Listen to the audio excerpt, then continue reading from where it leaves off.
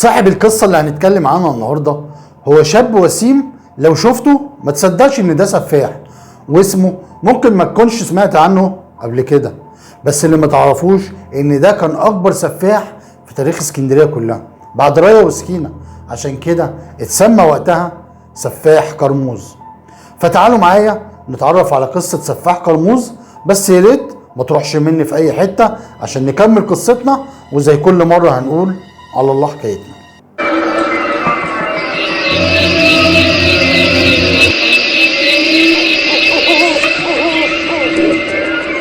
I will eat you.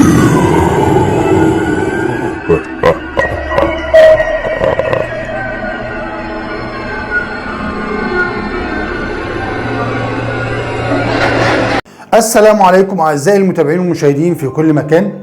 بصوا بقى، احب اعرفكم ان التاريخ مر عليه كتير قوي من السفاحين والقتله، ودلوقتي يلا بينا نبدا قصتنا، قصه اشهر سفاح في تاريخ اسكندريه، وهو سعد اسكندر، وشهرته سفاح كرموز. اسمه الحقيقي سعد اسكندر عبد المسيح، من محافظه اسيوط من الصعيد في مصر. اتولد سنه 1911. شاب كان شكله وسيم وشخصيته كانت جذابه، وكان بيشتغل في مصنع صغير للغزل والنسيج، واللي كان بيملكه اخوه الكبير. ووقتها اتعرف سعد على ارمله غنيه وكان عندها فلوس كتير قوي، وبقى في بينهم علاقه غراميه. وبعد ما خد منها قلبها وعقلها ما بقاش في غير انها تأتمنه على فلوسها، وخدته وعرفته المكان اللي بتشيل فلوسها كلها فيه. وفي يوم من الليالي الغراميه كان سعد محضر سلاح، طعنها سعد في ظهرها كام طعنه كده، وقعت الارمله وماتت في الحال. وسرق سعد فلوسها كلها وهرب لاسكندريه. وبعد ما هرب سعد لاسكندريه راح مأجر مخزن صغير للقطن في حي كرموز، واسمه حي راغب باشا. ولكن في فتره قصيره حولوا المخزن لجرايمه اللي بيعملها، وعملها مقبره لجثث ضحاياه من البنات اللي كانت بتقع في غرامه. وتفاجئ البوليس الاسكندريه ان في بنات كتير قوي بتختفي، وما كانش بيبقى ليهم اي اثر، لا حيه او ميته. وده حير الراي العام كله، وانتشر الرعب في حي كرموز. وبدأ ظهور السفاح يتعرف ويظهر في بدايات شهر سبتمبر سنة 1948 في حي غبريال الشعبي. وكان المجرم وقتها بيقضي سهرة مع بنت اسمها فاطمة، كان بيتردد على بيتها، وعشان ما تتفضحش امرها قدام الجيران كانت بتقول ان سعد اخوها.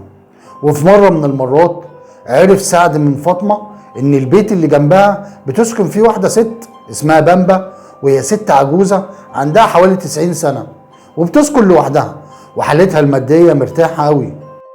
وتاني يوم خطط لجريمته، وجه وهو طالع بيت فاطمة ما دخلش، ولكن دخل على بيت الست العجوزة بامبا، وطلع للدور الاخير وخبط على الباب. فتحت الست بامبا الباب، راح سعد حاطط ايده على بقها وسحبها لجوه الشقه، وراح ضاربها بالساطور على راسها. فصرخت صرخه جامده قوي، فراح ضاربها ضربه تانيه سكتت خالص. وراح سعد واخد الفلوس من الشقه وبيجري عشان يخرج. واول ما فتح باب الشقه عشان يهرب شاف قدامه بنت اسمها قطوطه بتعيش في الدور الارضي في نفس البيت بتاع الست بامبا. وطلعت بسرعه لشقه الست بامبا لما سمعت صوت الصرخه، واول ما شافته سالته عن الست بامبا وهو طالع، فقال لها اطمني هي بتصلي جوه. واول ما دخلت عتبه الشقه راح نزل على راسها بالساطور، فسقطت على الارض غرقانه في دمها. وهرب السفاح بسرعه من البيت من غير ما حد يشوفه خالص. ورجع حد من ولاد الست بامبا للبيت عشان يلاقي المفاجاه، جثتين على الارض. وتم نقل الست بامبا والبنت قطوطه للمستشفى. ولكن الست بامبا كانت خلاص فرقت الحياه وماتت، اما قطوطه ربنا كتب لها عمر جديد ورجعت حياتها باعجوبه عشان تحكي اللي حصل لرجاله المباحث. واكدت ان القاتل شاب بتشوفه قبل كده بيتردد على بيت جارتها فاطمه، وبتقول ان هو اخوها. وراحت الشرطه فعلا عشان تقبض على اخو فاطمه. ولما قبضوا على اخو فاطمه اتعرض على قطوطه عشان تتعرف عليه، فقالت لا ان هو مش هو القاتل. فقبضوا على فاطمه وسالوها عن الشاب اللي كان بيتردد عليها، فقالت ان هو سعد تاجر الغزل. وقبضت الشرطه فعلا على سعد جوه مخزنه وهو مطمن ان مفيش حد يعرف بجريمته، وما كانش يعرف ان قطوطه كانت لسه عايشه. كان فاكر انها ماتت مع الست بامبا بعد ما ضربها بالساطور على راسها، وتمت احالته للنيابه العامه واللي قررت حبسه احتياطي على ذمه القضيه. ونيجي لمكر المحامي اللي وكله سعد اسكندر. استغل التناقض اللي جه على لسان قطوطه بين اخو فاطمه وسعد، وتمكن انه يقنع القاضي ان مفيش مبرر ان سعد يفضل محبوس على ذمه القضيه عشان يتم الافراج عن سعد مؤقت بضمان مالي اللي هي الكفاله. واختفى سعد لمده 3 سنين وما بقاش ليه اي اثر عشان تنساه الحكومه والناس خالص. ولكن الموضوع ده مش عاجب سعد السفاح. وفي يوم 5 اكتوبر سنه 1951 راح سعد واجر دكانه بتطل على ترعه المحموديه بيخزن فيها الغلال وخيوط النسيج. وشاء القدر انه يمر من قدام الدكان تاجر اقمشه بيلف ببضاعته على عربيه خشب، فكلمه سعد وقال له اتفضل جوه، بحجه ان عنده خيوط غزل عشان هيبيعها. دخل الضحيه وقعد على الكرسي واعطاه سعد الخيوط عشان يفحصها.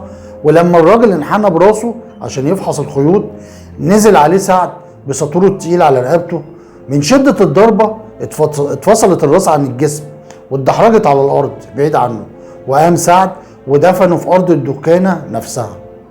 وفي يوم 23 نوفمبر سنه 1951 كان ميعاد السفاح مع اخر ضحاياه، وهو تاجر الحبوب اللي قدر انه يهرب من تحت ساطور سعد، ولكنه اتصاب بجرح كبير وخرج للصاله بتاعه الدكان عشان يهرب.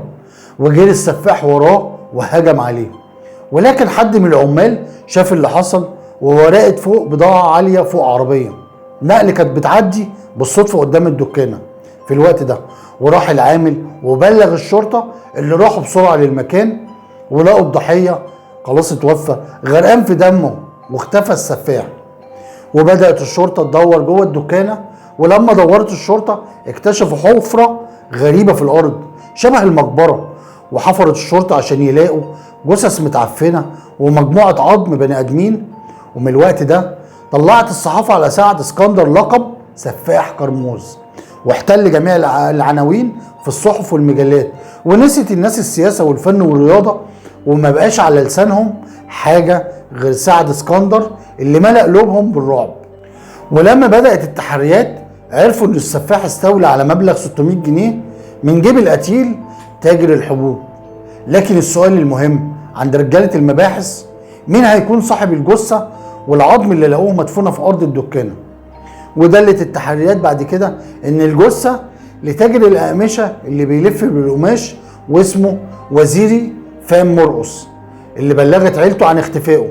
وقال ناس من الشهود انهم شافوا تاجر الاقمشه بيدخل دكان سعد اسكندر لما سعد نادى عليه، وبعد التفتيش شافوا عربيه كارو بتاعت تاجر القماش ولقوها محروقه في ركن من اركان الدكانه. وقال تجار سوق الاقمشه ان سعد اسكندر باع ليهم كميه كبيره من القماش من غير ما يعرفوا مصدرها. ودهمت الشرطه بيت سعد وشافوا شويه مجلات وفيها قصص على الرايه وسكينه، كمان شافوا علامات ودواير حاططها السفاح عن ازاي يخفي جثث ضحاياه تحت ارضيه بيته. وده اللي طبقه سعد بالظبط بعد ما قام بدفن الجثث في مخزنه. وبعد ما اتفضح امر السفاح فكر سعد ان يرجع لبلده عشان يختفي هناك بعيد عن عيون الشرطه، ولكن كان القدر في انتظاره على مشارف اسيوط، وكان هناك كمين شرطه برئاسه الملازم اول فخري عبد الملاك هو اللي قبض عليه. بيقوم بتفتيش العربيات، فقام الملازم اول ووقف الاتوبيس اللي كان راكبه سعد، فلفت نظر الملازم شاب ملامحه مش غريبه، فساله عن اسمه، فرد السفاح اسم جورج عبد السلام. فرجع وسأله الضابط السؤال بطريقه بيزعق له فيها، فرد السفاح بارتباك اسم جورج عبد الملاك. وهنا اتنبه الضابط من تغيير الاسم وحط ايده على كتف سعد وقال له انت سعد اسكندر سفاح قرموز. وتم القبض عليه فورا وتم ترحيله لاسكندريه عشان يستكملوا معاه التحقيقات. ووقف سعد قدام النيابه مهذب بكل ادب بيجاوب بكل هدوء واتزان، ونكر كل التهم اللي اتوجهت ليه، وادعى ان ليه شريك اسمه حسن عبد النبي هو المسؤول عن الجثث اللي لقوها في المخزن. وطلب سعد من النيابه ان يفرجوا عنه لمده شهر عشان يساعد رجال المباحث في القبض على شريكه، لكن النيابة رفضت طلبه وتم إيداعه في السجن لحد ما يستكملوا التحقيقات. وفي الأوقات ديت طلب سعد من إدارة السجن إن يوفروا ليه بنطلون جديد، وفعلا وافق مأمور السجن اللي بعت له ترزي عشان يفصل له البنطلون الجديد. وبرغم كل التهم اللي غرقان فيها سعد إلا إنه كان بيحب يحافظ على أناقته ومظهره الوسيم. واكتمل ملف القضية وتمت إدانة سعد اسكندر بقتل تاجر الأقمشة وتاجر الحبوب وقتل الست بامبا ومحاولته قتل قطوطة، وتم الحكم عليه بالإعدام شنقا. ويوم الحد 25 فبراير سنة 1953 دخل السفاح سعد اسكندر لحجرة الإعدام في سجن الحضرة بالإسكندرية عشان يقف قدام لجنة تنفيذ الأحكام اللي هتنفذ الحكم عليه. سأله المأمور السجن: أنت عايز حاجة قبل ما تنفيذ حكم الإعدام؟ ابتسم سعد كده وضحك وقال له بكل هدوء: عايز كوباية مية ساقعة وسجارة. ووافق مأمور السجن وجابوا له فعلا كوباية مية ساقعة وسجارة وشربهم السفاح، وبعدين اتلف حبل المشنقة على رقبته وغطى القناع راسه وفتحوا الأرض تحت رجلين سعد عشان يسقط سعد اسكندر سفاح النساء وتنتهي قصة سفاح كرموز. وديت كانت قصتنا عن أكبر سفاح بعد راية وسكينة، سفاح كرموز سعد اسكندر. يا رب القصة تكون عجبتكم واكون قدرت اقدمها بكل تفاصيلها، ويا ريت ما تنسونيش في اللايك والاشتراك في القناة لو مش مشترك عندي. ولكم مني جزيل الشكر والاحترام، المحارب البرنس.